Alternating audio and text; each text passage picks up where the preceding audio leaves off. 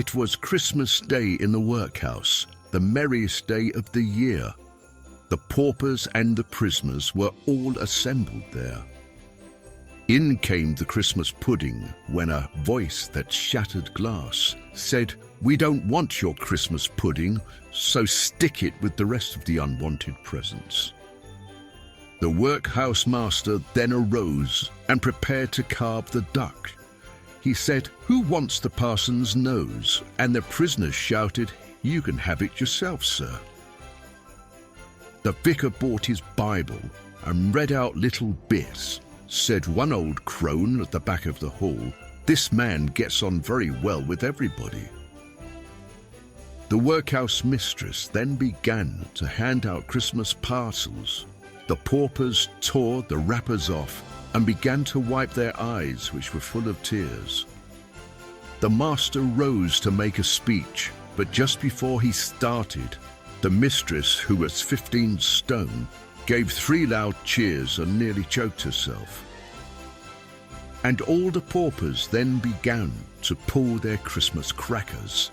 One pauper held his too low down and blew off both his paper hat and the man's next to him.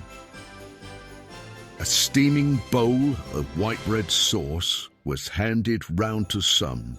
An aged gourmet then called aloud, "This bread sauce tastes like it was made by a continental chef."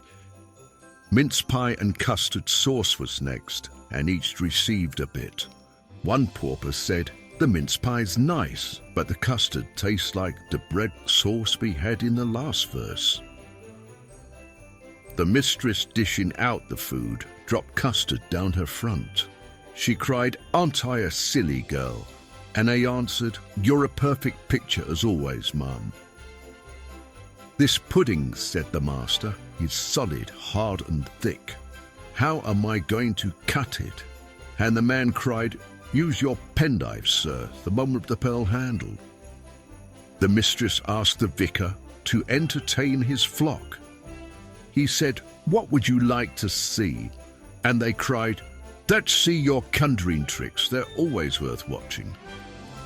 "Your reverence, may I be excused?" said one benign old chap. "I don't like any conjuring tricks. I'd sooner have a carol or two round the fire." So then they all began to sing, which shook the workhouse walls. "Merry Christmas," cried the master, and the inmates shouted, "Best of luck to you as well, sir."